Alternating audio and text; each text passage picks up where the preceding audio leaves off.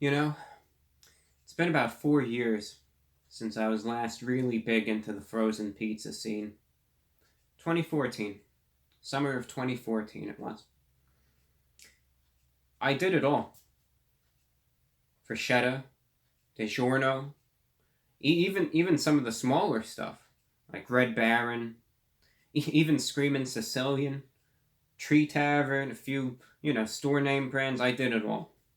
I was really big into the frozen pizza scene back then, and I kind of want to share a few past recollections and memories of those bygone days.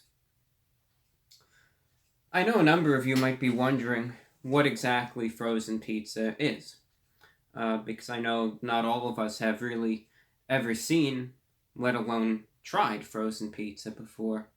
So I do want to describe it to you. Frozen pizza is a type of food that you consume, and it comes in it's more of a rectangular 3D box, but the food in and of itself is a circle, not totally spherical, and you have to take it out of the box first. It's a multi-step procedure. A lot of people, they don't really realize how multifaceted but how complicated at the same time frozen pizza can be. See, first you have to take it out of the box. Then you have to put it into the oven, which cooks it. And then after it is cooked for a certain time length, then you're able to eat it. But you usually can't eat the box. And sometimes, to make things even a little harder for you, it'll sometimes come in a plastic wrapping. Usually they say to ensure freshness. And it also comes with a little cardboard sheet underneath.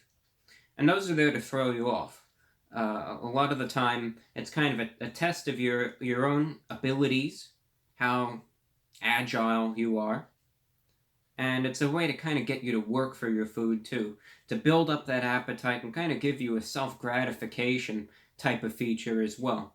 So that look, I unraveled this, I got it out of the box, I got it out of the wrapping, I took that cardboard disc out from underneath the pizza. I need to give myself a pat on the back for this, and for that I could enjoy this delicious frozen pizza. But I know sometimes, despite the best efforts at explaining something, I know sometimes they say a picture tells 1,000 words.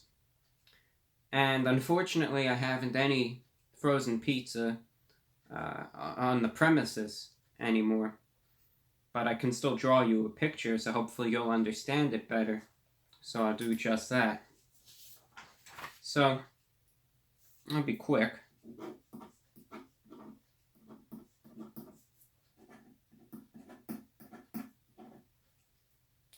So it says frozen pizza.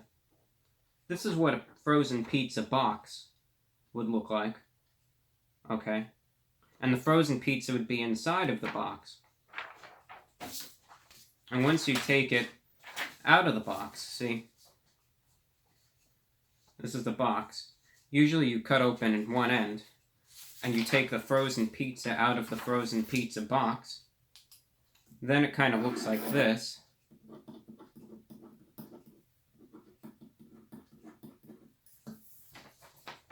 So you have a frozen pizza there. So see, this is how it works. Okay. You have the frozen pizza in the box. You usually open one end of it. And then you have a frozen pizza that's now outside of the frozen pizza box. But there are a lot of different brands and, quite frankly, savage competition that comes about in the frozen pizza realm. And I'll be honest, I don't eat much frozen pizza anymore. The last time I could firmly tell you that I ate a frozen pizza was probably, I'd say, December 2017. most likely. Frozen pizza, though, it has its benefits, it has its drawbacks. And there have been times when I've been going through the supermarket and I've been looking around and I've been seeing these frozen pizzas in the shelves. And sometimes the prices on them, it'll be, $7, $8, sometimes even as much as 12 for a frozen pizza. Sometimes I'll say to myself, they might say that it's as good as delivery or restaurant quality, but for the price, is it really? Some are, some aren't, I feel. I think that there's really a hierarchy when it comes down to frozen pizzas, and this is just my personal opinion, because some people, you'll see, they get really, really, really defensive over what their favorite type of frozen pizza is. Kind of think of it like sports teams, where everyone has their favorite team and there's rivalries and whatnot. The same exists in the world of frozen pizzas, and so you kind of have to tread lightly. But my favorite frozen pizza brand has always been Freschetta. Always been. Always enjoyed the Freschetta Rising Crust pizzas. It might not be the same quality as what you'd get from like a mom and pop shop, which really those places have the best pizza. But Freschetta, they do a good job. I mean, I like them. They do a pretty good job. DiGiorno, I have a love-hate relationship with, admittedly. See, the thing with DiGiorno, and this is what kind of gets me, is that in 2014, I think it was, that's really when I would say, going full blown, when I was just doing all the frozen pizza. I mean, it was crazy. I kid you not. You could even go back in the channel and look for yourself, where I was reviewing a frozen pizza probably every single night or every other night. So much, though. But DiGiorno in 2014, they kind of changed up the recipe to their frozen pizzas. And they changed up the sauce, and they said it was going to be more flavorful, etc., etc.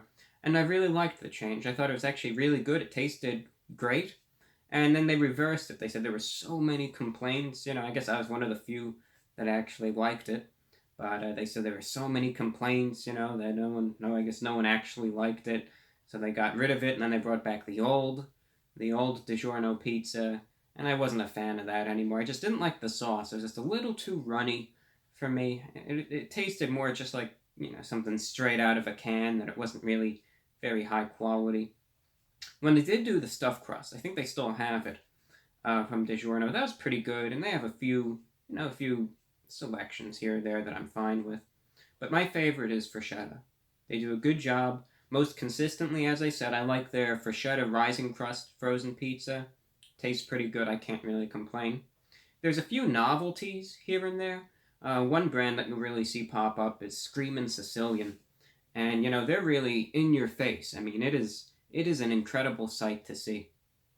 And I did, I know there was one that was called, I think, and correct me if I'm wrong here, they might even still have it, I don't know. I think it was called Holy Pepperoni from Screamin' Sicilian. And, for what it was okay. It wasn't the greatest thing I ever had, quite honestly, but it was alright. I think it wasn't really worth the value, but definitely Freschetta. That's probably my favorite. But frozen pizza, I mean, there are times when it still has it's still applicable, it's still practical, it still comes in handy even every so often. Say, for instance, the weather is inclement, you don't really want to go out and get frozen pizza. Standard pizza, forget about that. I didn't say anything. You don't want to go out and get standard pizza. You don't want to make some poor delivery driver go out in a hurricane or a snowstorm and bring it to your door. So you decide, all right, I still want pizza, but I don't want to go out and get it, and I don't want to torture some poor human being and make them bring it to me. That's where frozen pizza can still be useful. I remember especially whenever there was a big snowstorm, for instance, frozen pizza, it came in handy. It saved the day. It really did. There are other times where I'm just not feeling it that day. I just don't feel very well. Again, maybe I just don't want to deal with any other person. Frozen pizzas, they're just kind of the thing for me that works best. If I buy a few, stock up on them, and then use them with discretion, and whenever it feels absolutely necessary to do so. That's frozen pizza. Yeah, I just decided I'm gonna turn the camera on and kind of share a few past recollections of my days of frozen pizza. Bygone era, but it's still around. It still lingers about here and there. Sometimes when you turn on a very bright light, kind of like the lights that I have here behind the camera, so it gets good lighting for the video.